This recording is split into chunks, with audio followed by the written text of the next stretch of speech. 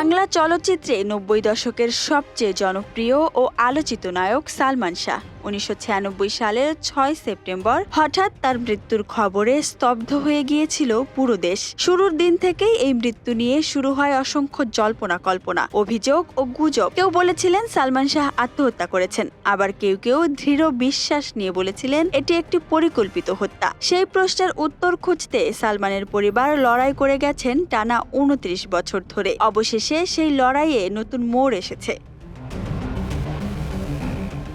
আদালতে এক সাম্প্রতিক রায়ে স্পষ্টভাবে উঠে এসেছে সালমান শাহ আত্মহত্যা করেননি, বরং তাকে পরিকল্পিতভাবে হত্যা করা হয়েছে। এ রায়ের পরে রমনা থানায় নতুন করে হত্যা মামলা দায়ের করা হয়েছে সালমান শাহর স্ত্রী সামিরা হক, শাশুড়ি লতিফা হক লুসি, আলোচিত ব্যবসায়ী আজিজ মোহাম্মদ ভাই সহ মোট ১১ জনের বিরুদ্ধে।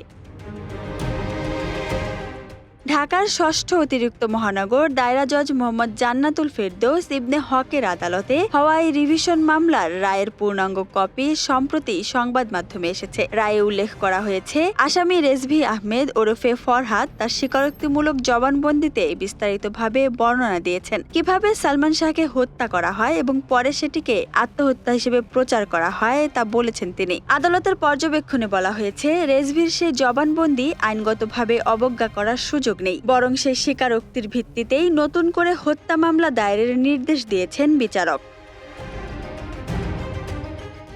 রেজভী আহমেদের দেওয়া জবানবন্দি যেন কোনো সিনেমার চিত্রনাট্যের মতোই ভয়াবহ। তিনি বলেছেন, সালমান শাহকে হত্যার পরিকল্পনা করা হয় ১৯৯৬ সালের ৫ সেপ্টেম্বর রাতে রাজধানীর গুলিস্তানের একটি বারে বসে। সেদিন সেখানে উপস্থিত ছিলেন ডন, ডেভিড, ফারুক, জাভেদ, সাত্তার ও সাজু। বৈঠকে জানানো হয় সালমান শাহকে সরিয়ে দেওয়ার জন্য মোট ১২ লাখ টাকা দেওয়া হবে। কাজের আগে ৬ লাখ এবং কাজের পর আরও ৬ লাখ। প্রথমে ২ লাখ টাকা দেওয়া হলেও ডনের সঙ্গে ফারুকের কথা কাটাকাটি হয়। কিছুক্ষণ পর ৪ লাখ টাকা আনা হয়, আর সেই টাকা ছিল সালমানের শাশুড়ি লতিফা হক লুসির পাঠানো অগ্রিম। অর্থাৎ পরিকল্পনার মূল উদ্যোক্তা ছিলেন সালমানের স্ত্রী সামিরার মা, আর তার সহযোগী ছিলেন আলোচিত ব্যবসায়ী আজিজ মোহাম্মদ ভাই।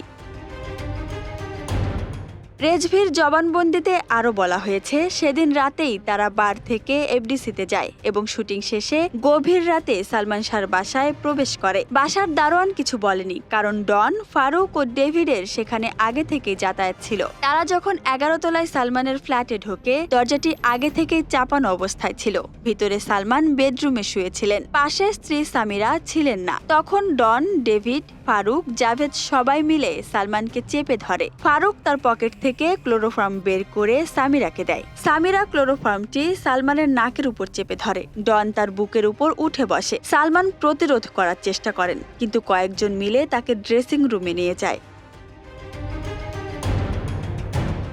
রেজভীর ভাষায় সালমানের প্রচন্ড শক্তি ছিল, ইনজেকশন পুশ করা যাচ্ছিল না। তখন ডন আজিজ মোহাম্মদ ভাইকে ডাকতে বলেন। ফারুক গিয়ে তাকে নিয়ে আসে। তারপর আজিজ মোহাম্মদ ভাই এসে নিজের হাতে সিলিং ফ্যান ছুঁড়ে মারেন সালমানের ঘাড়ে এবং ইনজেকশন পুশ করার নির্দেশ দেন। সামিরা ইনজেকশনটি দেয় এবং তার মা সহযোগিতা করে। কিছুক্ষণ পর সালমান নিস্তেজ হয়ে যান। এরপর আজিজ মোহাম্মদ ভাই রেজভীকে মই এনে দিতে বলেন। মই এনে দেওয়ার পর তিনি নিজেই সিঁড়ি বেয়ে উপরে উঠে দড়ি সিলিং ফ্যানে বাঁধেন। উপস্থিত সবাই মিলে সালমানের গলায় দড়ি লাগিয়ে তার দেহ ঝুলন্ত অবস্থায় সাজিয়ে রাখেন, যেন মনে হয় তিনি আত্মহত্যা করেছেন। এরপর শরীরে তেল মালিশ করা হয়, ভেজা কাপড় রাখা হয়, যাতে ঘটনা আত্মহত্যা বলে মনে হয়।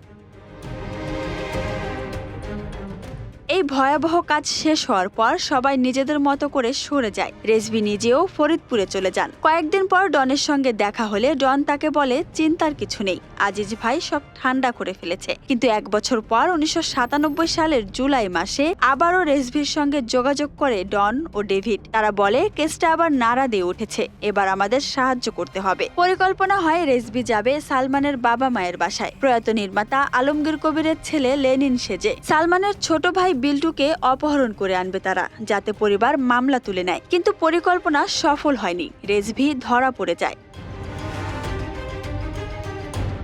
শুধু রেজভীই নন, আসামি রুবিও আদালতে স্বীকার করেন সালমান শাহ আত্মহত্যা করেননি, তাকে হত্যা করা হয়েছে। আদালতের পর্যবেক্ষণে বলা হয়, এত স্পষ্ট জবানবন্দি থাকার পরেও পুলিশ সালমানের হত্যার অভিযোগে কোনো মামলা নেয়নি, বরং ঘটনাটিকে আত্মহত্যা হিসেবে চালিয়ে দিয়েছে, যা আইনের স্পষ্ট ব্যত্যয়।